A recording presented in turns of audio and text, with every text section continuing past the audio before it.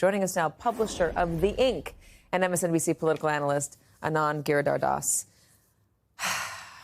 It is a worthy conversation. It is. Can I say you're one of the only people who I've seen having it in this form, so thank you for having it in this form. I think that when you have a lot of people cheering violence in the way that they have, you can deplore the cheering of the violence, but you have to ask yourself, why in the world do they feel good or okay with cheering it on? And it's because there is so much burning anger over the system in this country, broadly speaking, but also very much about healthcare, because it's something that everybody deals with not every day maybe, but for some people every day, but at some point in their lives, they get denied a claim or they get a bill that they can't understand, and they're put into a financially dire situation for health care that they need.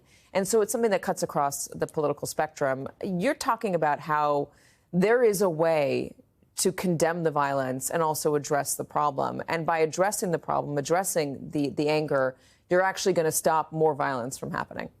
You know, absolutely. When you look at an act like this, lest anybody caricature our conversation, it is very clear that assassination is not how you get change. No. It's not how you get the world you want. It doesn't work. It's immoral, but it also doesn't work. End of story. But if that's the end of the analysis, we have a problem. And when you have, as you say, in those social media, I'm glad you played those social media videos, because it shows, you know, not just what people on cable are saying, but what people in the country with their phones are saying. It's a conversation that everybody's having. I walk down the street, I hear people talking about it. It's not just what you're seeing on social media. Oftentimes, social media conversations are niche. This one is broad. This is the defining challenge in the lives of millions of people, maybe tens of millions of people. And if not the defining, then a secondary one in almost everybody else's, right? Your health. Whether you can have a child or not and not have a $50,000 bill by accident.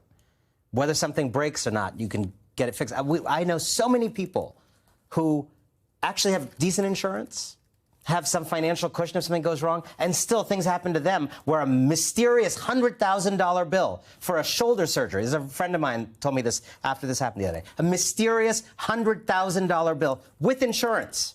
I had a $90,000 bill for an emergency appendectomy that insurance refused to cover. So let's be honest, since we're having an honest conversation. The reality in this country is, if you kill people with a gun, it is very obvious to everybody what's going on, and you're rightly deplored. And we should deplore that.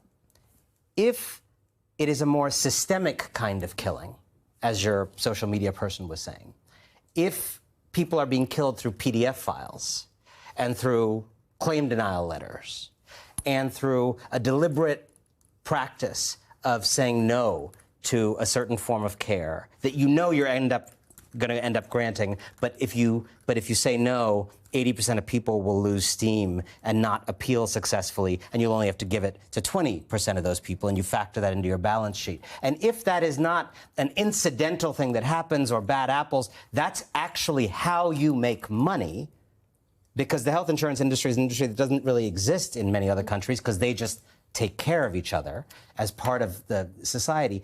You cannot expect to live in a society in which that rage goes nowhere, just fizzles out and dissipates. And we have to deplore violence and then be curious about where it's coming from. The gentleman that I led into Congressman Ro Khanna with said he understands this is part of the reason, or a big reason, why Donald Trump got elected, because so many Americans are fed up with a system that is no longer working for them, that they chose the party and the person that promised to change things, instead of the party that was seen as the defender of the status quo. And there's been a lot of analysis about this. Chris Murphy's talked about it. Bernie Sanders has talked about it.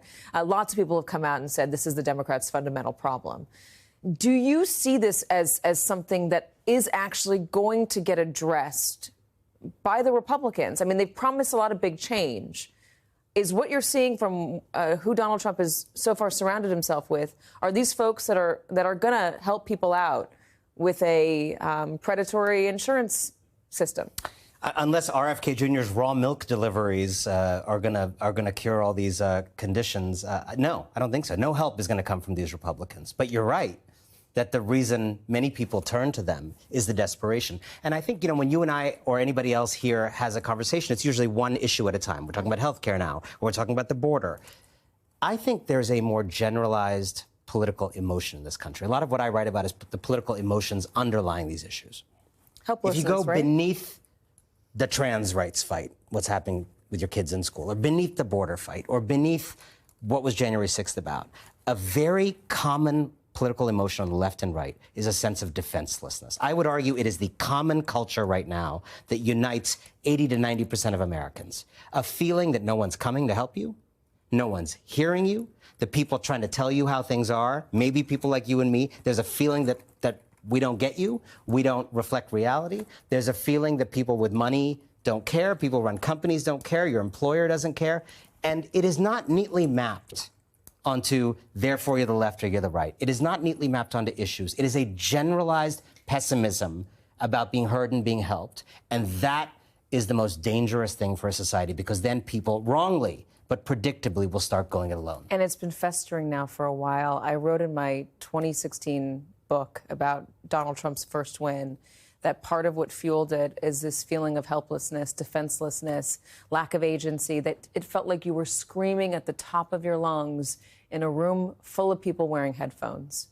And that is still the predominant feeling. It might not be the one that everyone vocalizes, but it's the one that people feel in this country. They don't feel like they have control. Social media is taking advantage of them. CEOs are taking advantage of them. The New York Times opinion page called it the new Gilded Age that we're living through. And it does certainly feel like that. Anand Giridharadas, thank you so much for coming in. I could spend the whole hour doing this, but there's other news to get to. Thank you. Thank you for having the conversation.